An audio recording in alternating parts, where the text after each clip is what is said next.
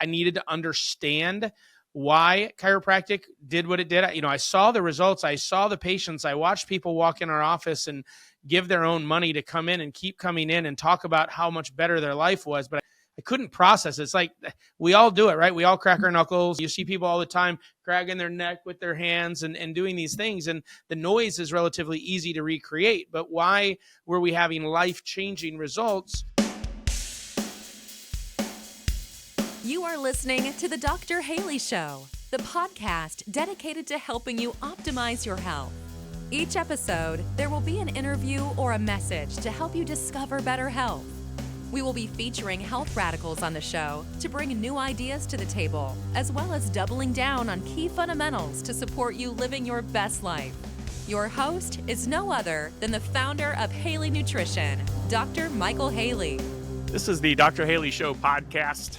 I'm Michael Haley, your show host, and today we're being joined by Bharon Hoag. He is not a chiropractor, but very well may be one of the most important figures in the chiropractic profession today. His accomplishments are kind of numerous, too many to name here, but one of them is not going to chiropractic school. Bharon, I want to thank you for joining me today. We're going to have a good time talking about chiropractic, but I'm wondering, how the heck did you get into the chiropractic profession without going to chiropractic school?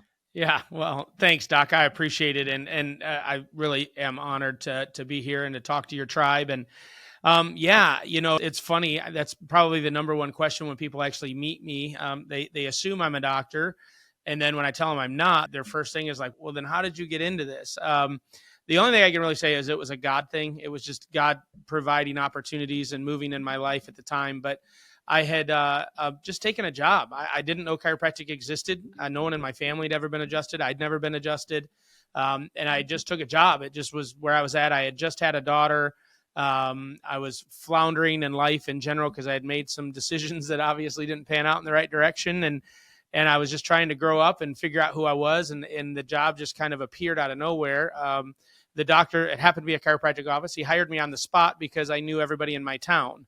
And he just essentially, I was hired as a PRCA, a public relations chiropractic assistant, short for marketer to go out and get new patients, was essentially what I was hired for. And because I knew everybody in my town, he was like, well, you seem to be very good at communicating. Let's just do it. So I was 19 years old. And I really was very skeptical. I didn't know what was going on. I'd only seen those kind of moves on TV with like Steven Seagal and Jean-Claude Van Damme. I'd never. Hey, they were some of my favorites. Right. So the first time I saw a cervical adjustment, I'm like, what in the world is going on? And it was a massive culture shock for me. But praise God, my journey has just been one of just intrigue. I needed to understand why chiropractic did what it did. I saw the results. I saw the patients. I watched people walk in our office and give their own money to come in and keep coming in and talk about how much better their life was. But I couldn't process it. It's like we all do it, right? We all crack our knuckles. You see people all the time cracking their neck with their hands and doing these things. And the noise is relatively easy to recreate. But why were we having life-changing results with these people? And we're a suburb of Columbus where I started working in chiropractic. So we got a lot of patients from the OSU hospital that just were frustrated with the allopathic way of life.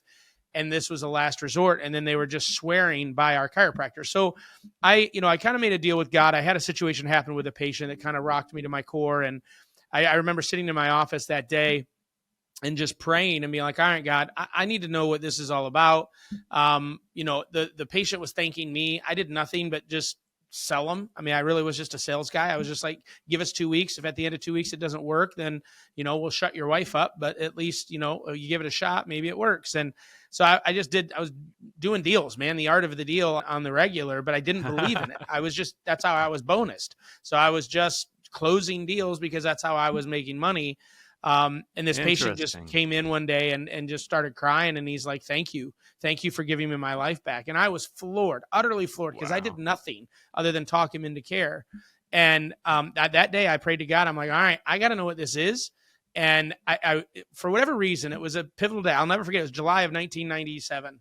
And I'll never forget just sitting there being like, wait a minute, I don't have to be the chiropractor to influence people for chiropractic. It was like a light bulb just went off. And I'm like, all right, so I don't need to be a DC to change the world through chiropractic. And so at the time I had my young daughter, I had no money. I wasn't in a position to move. So going to chiropractic school wasn't an option. The closest one for me would have been National or Palmer. And I had no desire to move. And so I just kept going. I made a deal with God. I said, if the minute that me not being a chiropractor limits my ability to impact the world with chiropractic, I'm going to school. Well, I'm almost 30 years now, and I have still to this day found not being a chiropractor has opened more doors for me to be able to tell the story of chiropractic in a way that people can hear it. Yeah. And, I've served in every possible role you can in chiropractic other than being the actual chiropractor. I own a clinic now in Columbus, Ohio. My daughter's a chiropractor. My son's at Life University right now going to chiropractic school. I've owned clinics. I've run state associations. I've served on boards of national associations. And now, after all this time, I have a nonprofit where I spend most of my time advocating and defending chiropractic around the world. I think that's fascinating. Did you do spinal screenings when you were first doing your PR stuff? Yeah. Oh, yeah. Yeah. We were clients of David Singer. And so we did a lot of screenings, a lot of primary script, a lot of 4-day report of findings, all that kind of stuff. Yeah. So you were trained how to do that. You were using it to get patients in. You were convincing them, but it was for your own monetary benefit. Absolutely. Yeah. And then it was, holy smokes, this stuff actually works. Yeah, it was crazy, and here's the crazy part, and I don't want to derail or anything, but I was really confused because as I was asking questions of my doctor, he couldn't answer them. I'm like, why does this work? And he's like, well, it's putting pressure on a nerve. I'm like, I mean, okay, but that's not enough. Like, I understand that for if the pain was right there, but the pain was down here. And yeah. I'll never forget this one. So the guy that came in and thanked me, his issue was incontinence. For years and years and years, he couldn't control his bladder. And all of a sudden he got adjusted and he was able to hold his bladder and he didn't have to wear diapers anymore. And so he was he felt like he had a new lease on life. Like he could go, he could travel, he could go out to eat. He just literally felt like a little kid because he wasn't worried about peeing himself. And I'm just like, that's not nerve on bone. Like what's there? And then this one really blew my mind. And I thought she was lying and it was a placebo. But it was a young lady that had gotten married and they were trying to have kids and they tried in vitro. They tried everything. After her third adjustment, she came in and she's like, I'm pregnant. And the doc's like, yeah, okay, that's expected. And I'm like, wait a minute. What do you mean you're pregnant? Like different dude or something? Yeah. I don't know what's going on. And so I kept asking my doctor and he's like, well, that nerve does affect, the sexual organs and stuff. I'm like, it's just something's not adding up. So it really took me on this massive journey to understand the brain and the neurology and what the adjustment actually does to the brain and why chiropractic kind of, DD and BJ used to say one cause, one cure. And they were like, all we got to do is, the safety pin. We just got to restore and get the body and the brain better connected. And I understood those things on a larger scale, but I couldn't understand it from a perspective of really talking to a medical doctor of why we're seeing a patient and why the adjustment is, I wanted to be able to have that kind of a debate and argument. And so it took me on a crazy journey. On the can't get pregnant thing, it reminds me of one of my patients in the late 90s. And she had a injury from doing gymnastics and a, mid to low back area that was just like glued together. Didn't feel right, and she couldn't get pregnant. And I knew that area was very related, and I started adjusting. Every time I'd put her in the position to do that side posture and get the big release, she would just tighten up, and she was scared, and and to the point where she was affecting my ability to adjust her. So after a few adjustments, I had her describe it. What do you mean? What are you bracing for? Because I knew I wanted to break through it, but not at a level that would cause her too much pain and say, I'm not going back there. The chiropractor hurt me. Sometimes what we do actually creates pain because we're making a change. And she finally communicated it in a way, well, it's like stiff. I said, stiff? You're making all those faces and everything because it's stiff? And I remember putting her on her side and just barreling through it. And then it sounded like, sitting on the bag of Doritos kind of thing. all Yeah. that noise and a big release, and her spine felt completely different. Yeah. And from that time on, she was able to get pregnant. It Yeah. was rather quick. When we Yeah. freed up the tension, the nerves were free and they were working like they were supposed to. And whatever they go to is going to work more like it's supposed to. Yeah. That's awesome. So Yeah. amazing. Fun stuff. I am, as a chiropractor, going to ask you a lot of questions that I have answers to, but chiropractors don't always have the same answers. So it will be, I think, beneficial anyway. Have you found that there's chiropractors that think this way and chiropractors that think Oh my that gosh, way? And yes. Yes. And it's one of the beauties of our profession is the uniqueness and the diversity, but it's also one of the most frustrating things on the planet. We're too small of a profession to be as diverse as we are in the way that we approach and communicate chiropractic. And one of the things that I am thankful for, and God has used me, is to help translate some of that to the lay people, to legislators, to, decision makers within communities and employers and things of that nature, where I get rid of some of the mystery. I don't know what happens to you guys in chiropractic school. I'm dealing with the same thing with my kids, but that your guys' ability to like not think and talk in doctor speak is just, it's very difficult for it not to be there. And so I love chiropractors. Obviously, I've dedicated my life to the profession and to the individuals in it, but it is very interesting. I definitely have a different way. People tell me all the time, wow, no one's ever explained it like that before. And I'm like, that's because I'm an idiot and I refuse to say 6-syllable words. So I'm just taking what they're saying and I'm bringing it down to a level that the average person can understand. So yeah, and I know exactly what you're talking about. We weren't the most gifted communicators, and it is what it is. But what we do works. yeah, it's And incredible. sometimes I can't understand why do you want to come to me so much? Yeah. You're gonna pass 20 or 30 chiropractors on your way to me. There's a lot of us out there, but I was your first chiropractor, and you love what I do, and you don't think anyone else can do it. Yeah, Chiropractic is like it's kind of like pizza. Even when it's bad, it's still pretty good. that's exactly right. That's exactly right. Yeah, so hit me with whatever questions you got, my friend. Well, let's start with as not being a chiropractor. How does that work to your advantage? Yeah, well, again, it allows a more authentic conversation. So I part of what I have done for the last 20 years and what I'm currently doing now is, I talk to the Department of Defense. I'm talking to the Secretary of Health. I'm talking to the CEOs and medical directors of employers and insurance companies. And I get to go to a lot of places because I'm just a business guy.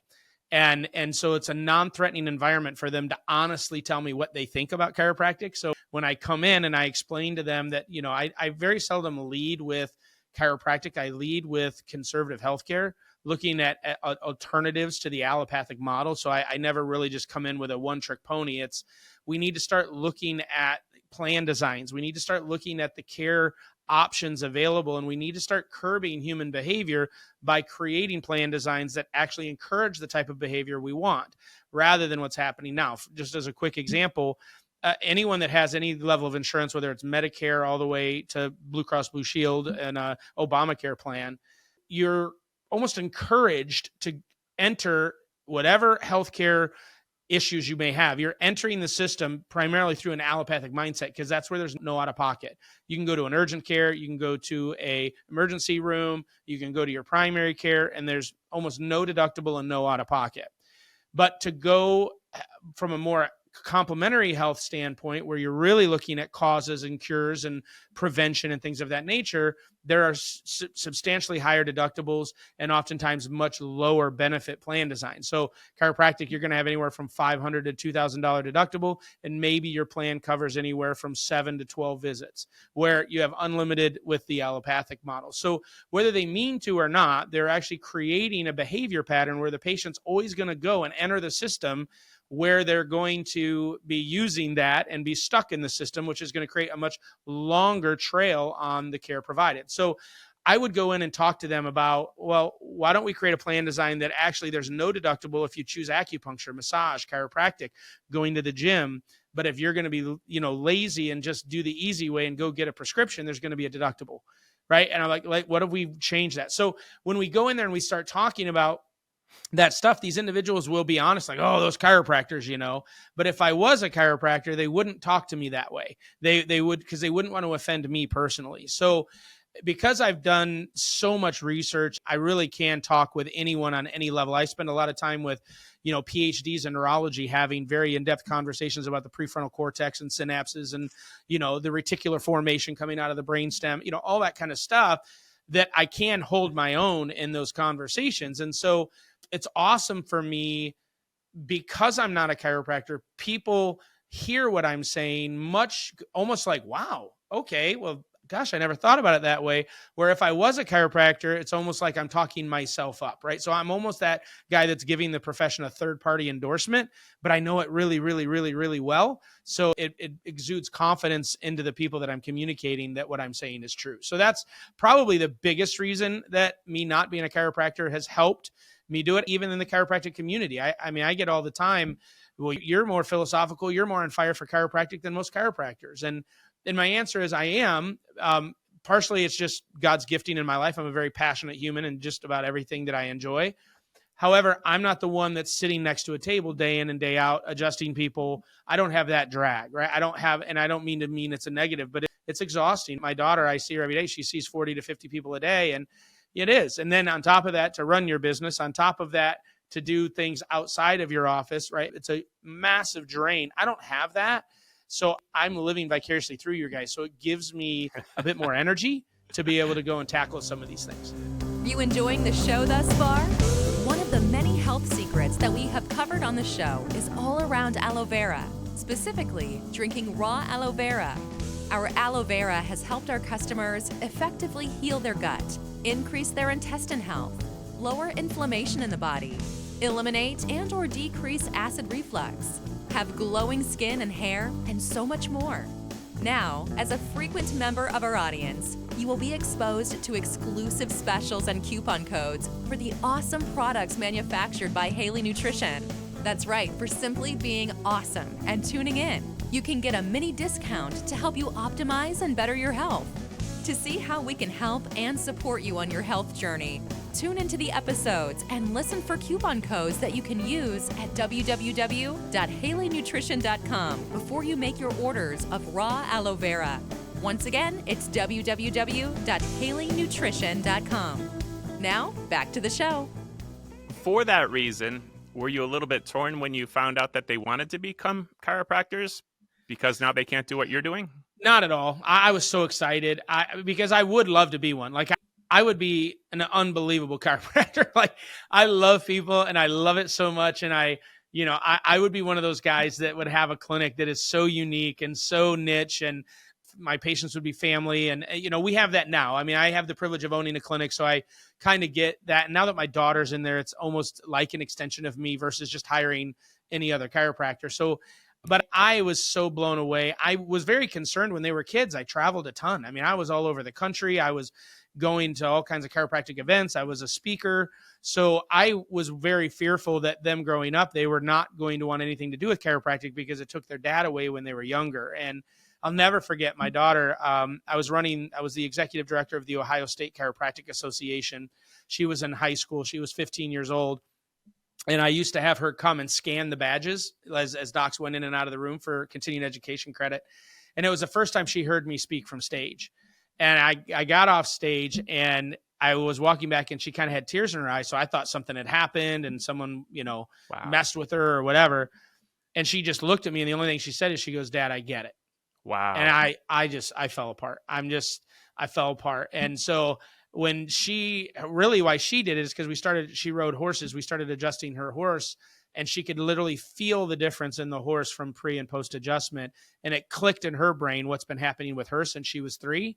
And she's like, I want to do this. I want to adjust animals. She's certified in animal chiropractic as well. And so she does pregnant women, babies, and animals. That's kind of her specialty, her niche in practice.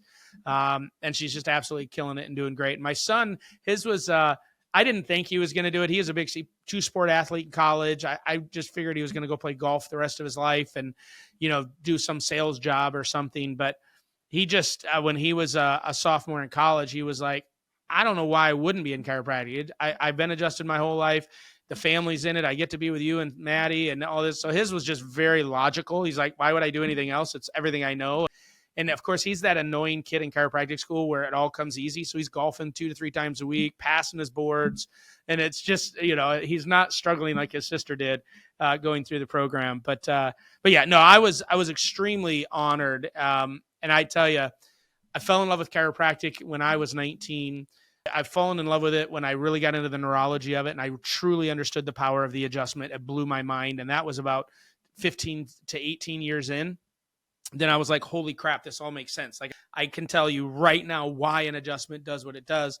And that was a rekindling of my fire. And then when my daughter went to school, and just the text I would get from her as she got the big idea for herself. And it was like, this is insane. And then now my son. So it's been many iterations of my refueling and a reignition of my fire for what we do.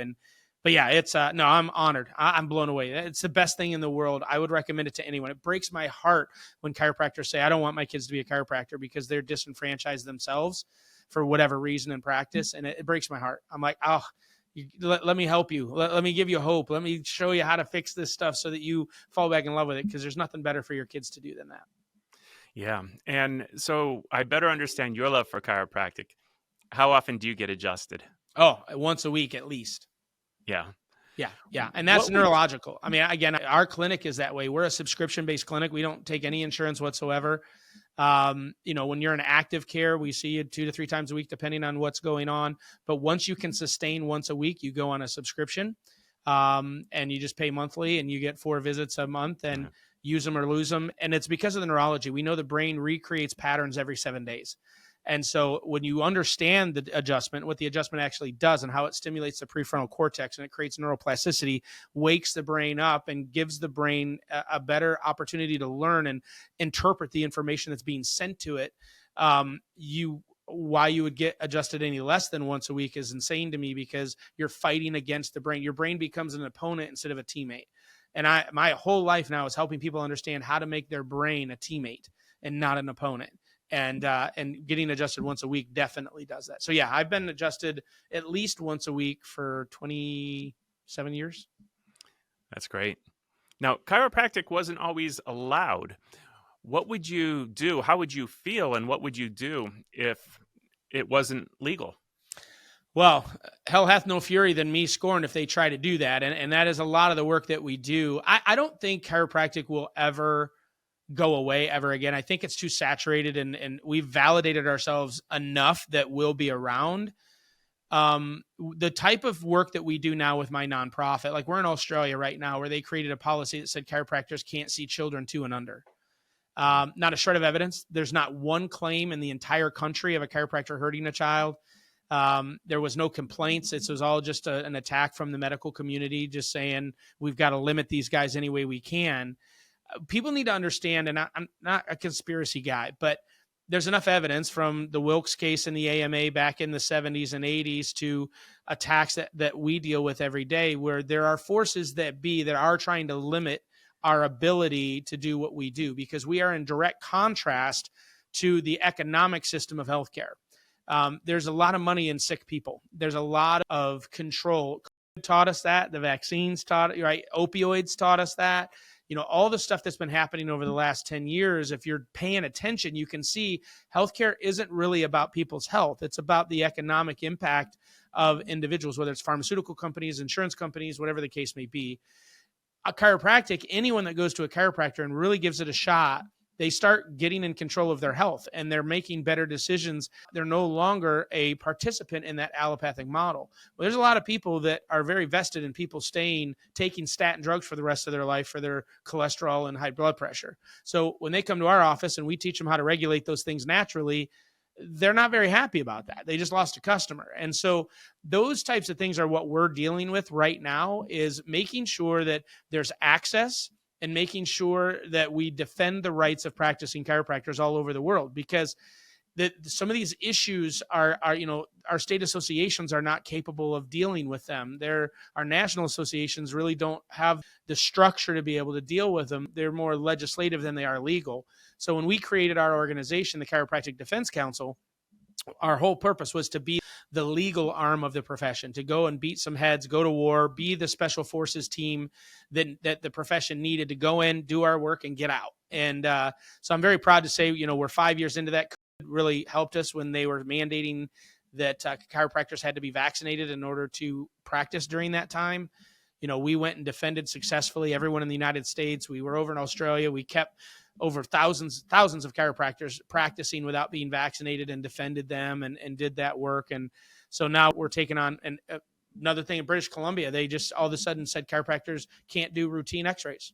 So if you are an upper cervical or you do CBP or Pedibond or any of those techniques that are very spine focused, can't do it anymore.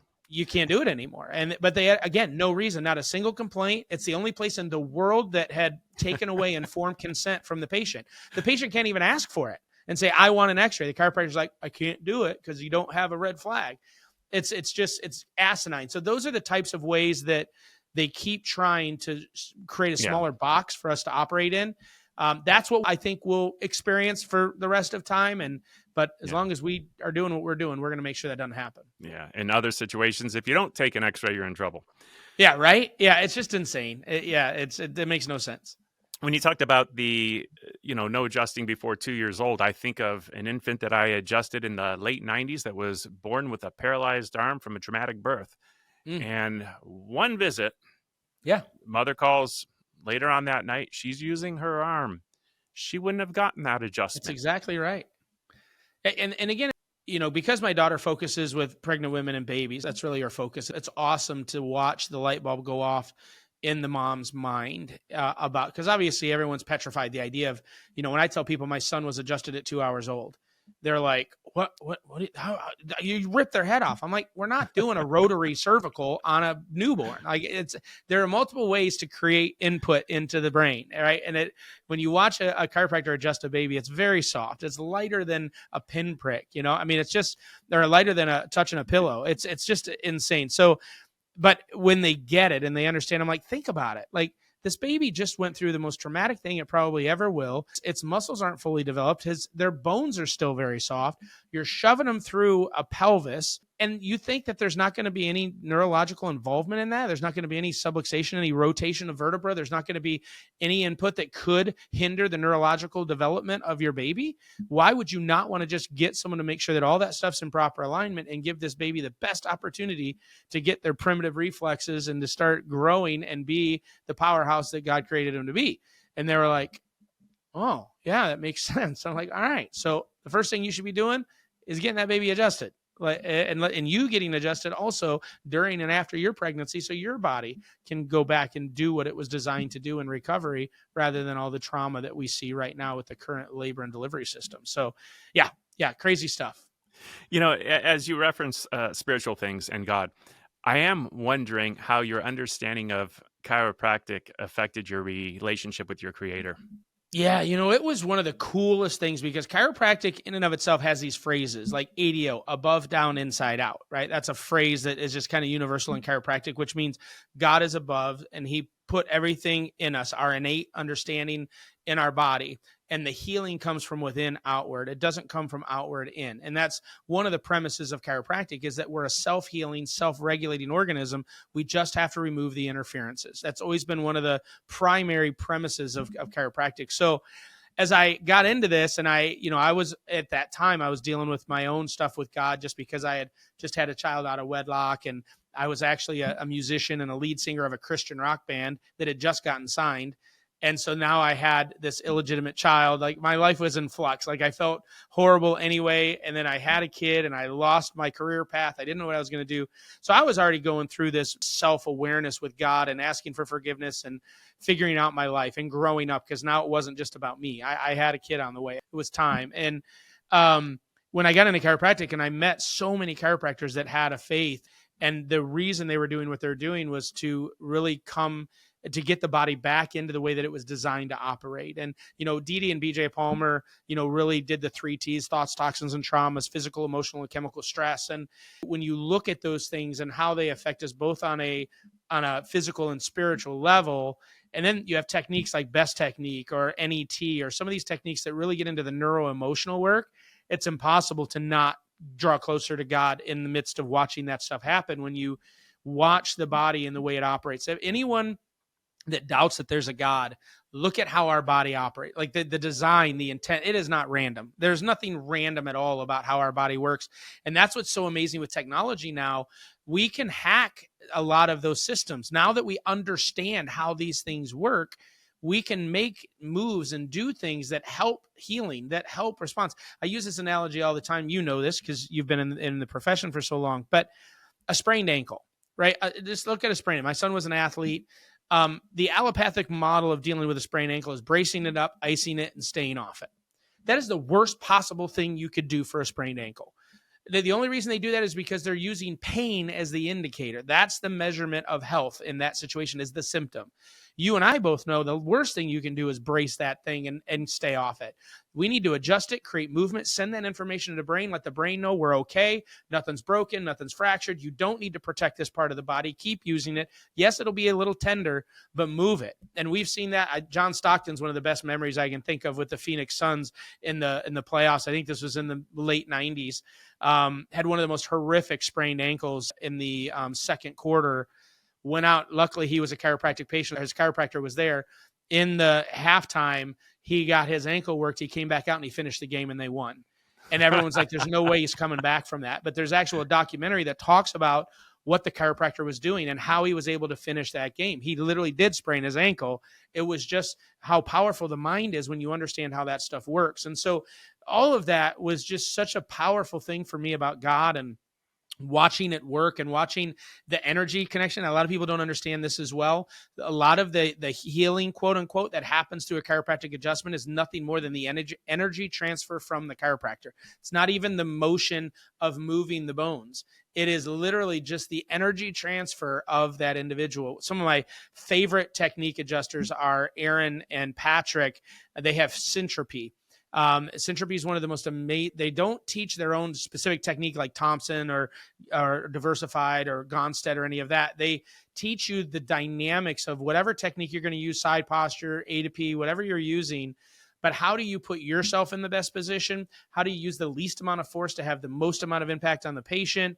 And it's all about the dynamics of whatever you're going to do. But they say this thing like, before you adjust, you have to drop in. You need to clear your mind. You need to be focused on the patient and you need to be right with them. It's that energy transfer that happens. That, to me, that's a spiritual thing. That's a Chinese proverb that a flower leaves a little bit of itself with everyone that holds it. That stuff is what really drew me into chiropractic and strengthened my faith. Yeah, I always, before adjusting a patient, I had to make sure I would connect with them. And if I didn't feel connected, I wouldn't do the adjustment. I remember a particular patient with this frown on his face, and for him it was a shoulder issue, and I felt like, and I misread him, I felt like he didn't want to be there, or he didn't believe I could help him because he seemed so negative about it. And I finally drilled down and he said, it just hurts. I said, oh, this is all about the pain. And at that moment we connected. I gave him his adjustment and instantly fixed. 100%. But you have to connect with them because there's more happening than just the adjustment. Absolutely. So chiropractors do a lot of different things, and there's different states that have more regulations or less regulations. Some are doing acupuncture and, they're doing all kinds of different things. I trust you're enjoying this podcast so that you can enjoy it even more throughout April of 2025. Get $10 off your purchase of $100 or more at HaleyNutrition.com. The coupon code is $10. That's 10BUCKS. You can use this coupon with on sale and already discounted bundled items. All right, enjoy the rest of the show. What should be the scope of chiropractic? Oh, you're a dirty dog. I know. It's a tough one, and I was thinking you might not want to answer this, but so here's what I will tell you. I will tell you my personal belief. This isn't what I necessarily think should happen for everyone, because I do actually celebrate the diversity of chiropractic. I have my bumpers. I have my boundaries. I do not think chiropractors should ever administer drugs, period. or do surgery. I think those are two. We've already got professions that do that are far more qualified to do it than we are. And I think it's a direct dichotomy from what chiropractic stands for. So drugs and surgery are out. So I know like Montana right now is putting language through or trying to be able to prescribe drugs. And I just think it's asinine. It doesn't make sense to me why you would want to do that as a chiropractor. And I pray that that doesn't continue. So that's kind of my boundary. Outside of that, if you want to get into decompression, you want to get into laser therapy, you want to get into physical therapy, you want to get into nutrition, you want to get into oils, I like the diversity. As long as the adjustment isn't replaced by anything, I don't really care. I really don't. And I will fight for your right. If it's within your scope in your state, I will fight for your right to be able to do what you want to do within the confines of that scope. Me personally, if I had my druthers, I think our profession's giving up on the adjustment. And I think we're giving up on it primarily because of the reimbursement model. Most insurance companies, most reimbursement sources devalue the adjustment, so it gets paid so little that we've added other services to be able to get our dollar per visit average up to be able to afford to live, right? I mean, when you're getting paid $12 for an adjustment from Blue Cross Blue Shield, you've got to add therapies. You've got to add something else to get that. I mean, it costs you more to see a patient than $12, right? So I think the model has been broken because of major medical and because we've done such a poor job of explaining the value of the adjustment.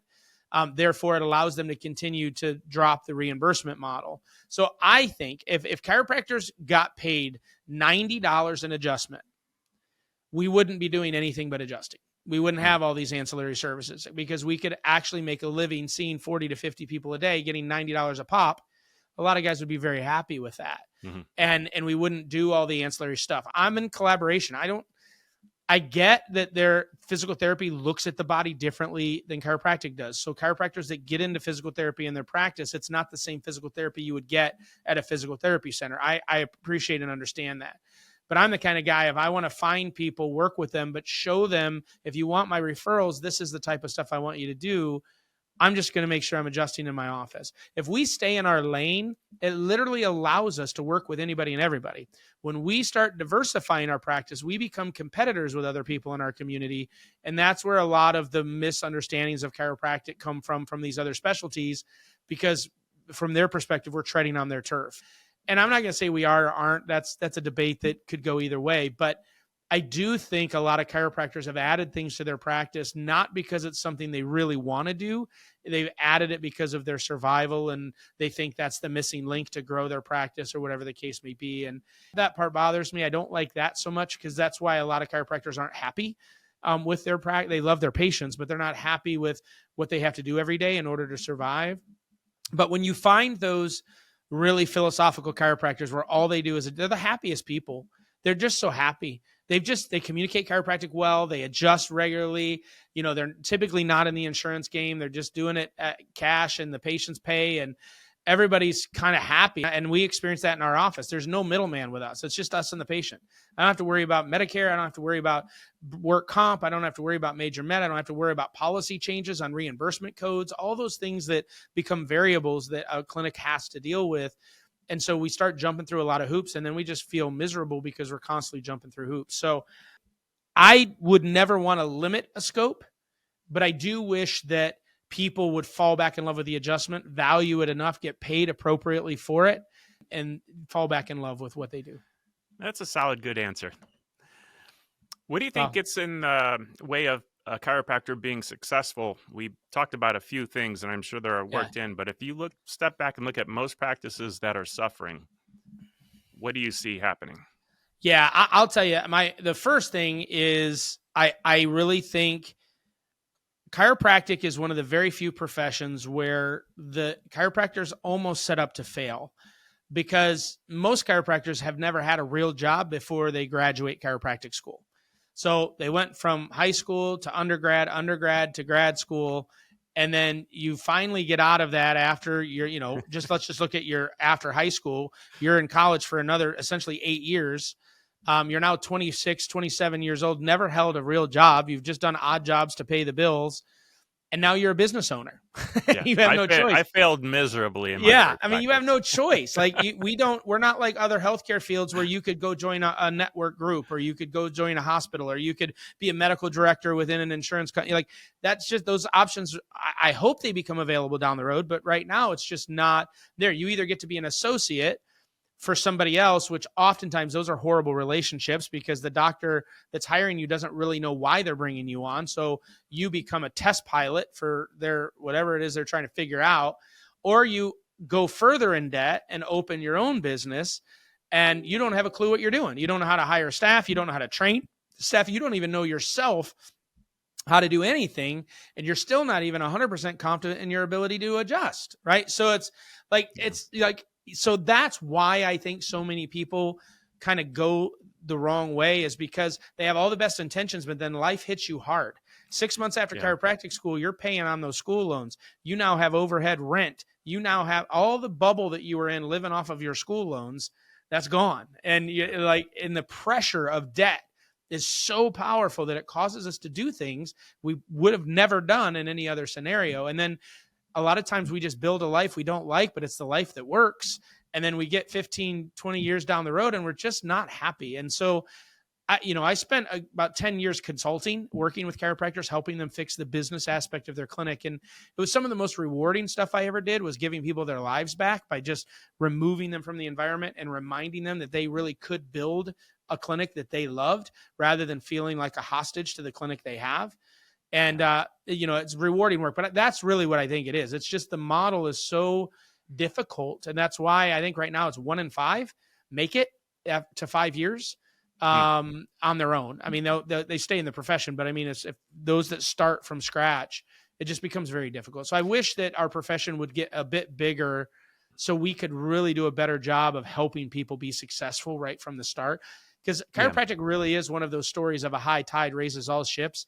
We want every chiropractor to be successful, because if we could get another 1,000 to 2,000, 3,000 chiropractors in our communities, everybody wins, because there's plenty of people. It's just that we need to get more people talking about chiropractic. Yeah. We have a lot of the same beliefs. In my practice, I got rid of all insurances about, 6 or 7 years ago. Yeah. Well, the thing that really brought me to the point of saying, that's it, you're fired, meaning, Blue Cross, Blue Shield, and all the insurance companies. But Blue Cross, Blue Shield specifically, they required money back from me that they paid me a few years earlier. Yeah. Clawbacks. And I said, no. Go back to the patient and get it. You paid me by mistake. I can't go now charge them 3 years later. Yeah. And they deducted it from the next patient I had with that insurance. I said, well, I'm not taking this insurance anymore. Yeah. And I opted out of Medicare, not realizing that it made it actually illegal to see patients that has Medicare. Figured it out. But, when it came to the personal injury, too much paperwork and hassle, and it takes us away from being able to help the patient. 100%. And for the people that are struggling in practice, I know for me the big switch was going from a place of me needing patients to the patients needing me.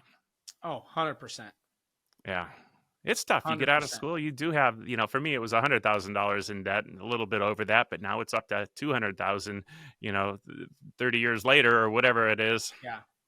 Yeah. It's definitely, I'm still going to say it's worth it. One could argue that it's too much. Again, I have kids going through it right now. My daughter left, and I'm not the dad that pays my kids' bills. They pay their own bills. So, but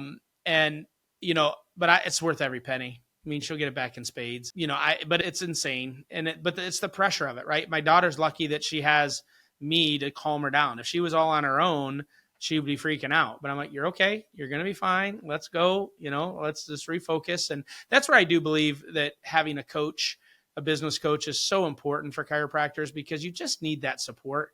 You need someone that's going to be honest with you, that's going to be there when you're freaking out and help you make better educated decisions. And we have a lot of coaches in chiropractic for that reason, because it's so needed, and you just need to find the one that works right for you, and get that support. So, yeah. Now, for the person that's listening to this and has never been to a chiropractor, or maybe they're brand new to it, what advice do you have for them?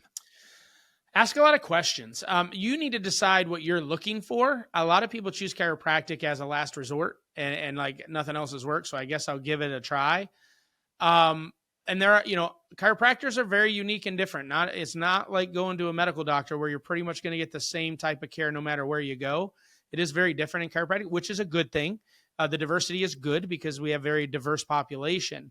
But you need to ask some questions and, call and find out. You can learn a lot from their website just by how they talk about the adjustment. So if you're a health and wellness person, but the website's talking a lot about injuries and insurance and all that kind of stuff, you're probably not going to be a good fit there. But if you are, going and it's talking about families and kids and preventative health care, then you're going to get someone that's going to be more like what I've been talking about today, where we're all about giving you the highest quality of life rather than chasing symptoms.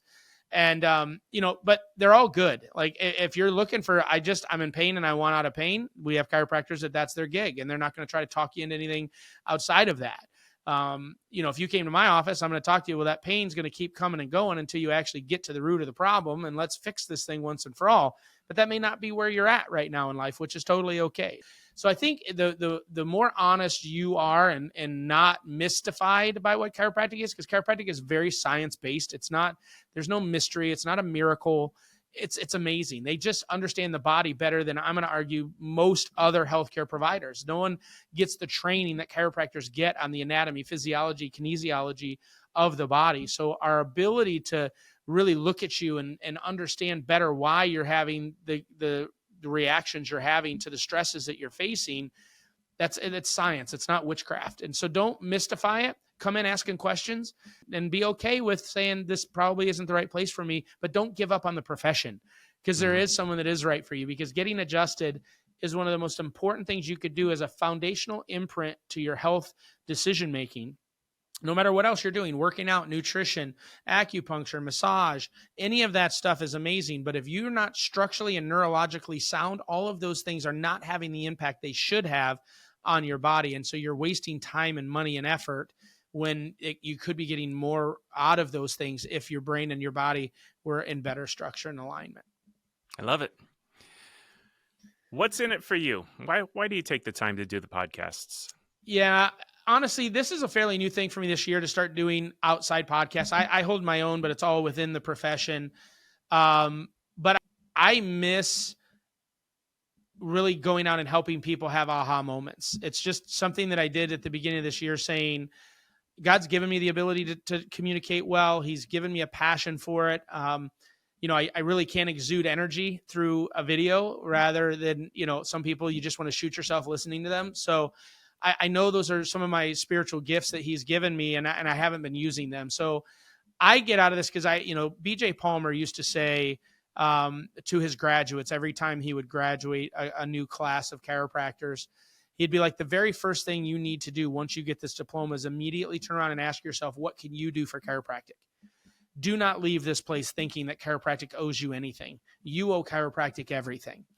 And I feel that way. I mean, it's given me an incredible life. I've met some of the most amazing humans on the planet. It's giving my kids unbelievable head start in life. They are so healthy. They are so in control. They are so connected and grounded with how God created. And that's all chiropractic. So I do owe chiropractic everything. And so I do these things. I don't have anything to sell. There's no magic website I'm going to send you to try to download my book so that I can solicit you I have nothing to sell. I do this because I just hopefully God's going to use these platforms to open up some eyes and ears and get people to consider that they can control their own health, that they can make decisions that impact them on a positive light and not feel like you're just a rat in a maze. And there are so many people when it comes to health, whether it's obesity, whether you're dealing with a chronic issue, whether you're just not sleeping, you have no energy, you have anxiety, whatever the case may be, depression, I'm telling you, your body is capable of healing itself. You just have to get rid of all the junk, and you need someone helping you and advising you on making good decisions for you and your body to maximize all of the effort and money that you're putting into it. And if me talking to you or talking to any other podcast is that one person that's like, oh, wow, okay, that makes sense, then it's all worth it for me. That's what's in it for me. That's great. I love it. You have a giveaway. I did test the Yep. URL. I'm not sure it was successful. Okay. Tell us about the The giveaway. Health 101. Yeah, is it? And I think I had either the wrong one, or let me see. I have Health Freedom 101, or is it Health something else? Yeah, it's Health Freedom 101. .com. Yeah. Okay, that's where they get the 10-step guide to The 10 empower your steps. Yep. healthcare decisions. Yeah. Okay, we'll have a link below. Yeah. We'll probably I'll flash make that sure on it's the screen working. too. I'll check it out. If you had issues, that concerns me. So I'll make sure my people get on it and make sure that that's there. But yeah, just 10 steps, 10 little things you can do to kind of hack your life and really gain control of what you're doing. Okay, great. And have I left anything out? Do you wish I asked any question that I didn't? No, this has been fun. No, you threw some zingers at me. I liked it. It put me on my toes, so that was good. No, anyone listening to this, whether you're a chiropractor or whether you're a patient or just however God led you to this particular episode, I just want to let you know you're beautifully and wonderfully made. As helpless as you may feel in this moment, I want you to know you are still in control of your life. And I want to give you some hope. We've all had moments where we're not sure how we're going to get from A to B and nothing's making sense and it feels like our world is falling apart. I've shared a little bit of that in my life that I've had, but I have it quite regularly because I'm the kind of guy that shoots and then aims. And so I have to do a lot of cleanup in my life. And so there are days where the pressure and the weight feels it, but I have to remind myself that we have been given everything we need. And you just need to start believing in yourself. Look in the mirror and find the things about you love. Stop focusing on the things you don't. Find who you are. Believe in yourself and your ability and take control of your life. Be free and your mind first. And then the shackles that are actually in your life will go away and you will start making better decisions. So just know you're loved. Don't know who you are, but praying for you all the same. And thank you for taking the time to listen to us today. Bharon, thank you so much for joining me today. Appreciate it, Doc. Thanks for the time. I hope you enjoyed that episode today on the Dr. Haley Show. Make sure to hit subscribe on whichever platform you are listening to this. If this episode made you think of someone, go ahead, take a screenshot, and share this exact episode with them. You can catch the show notes for this episode on www.drhaley.com. If you want to geek out with Dr. Michael Haley on other radical health topics, be sure to check out his YouTube channel, where he posts exclusive video content. All the details are at www.drhaley.com, and we can't wait to hang out with you on the next episode.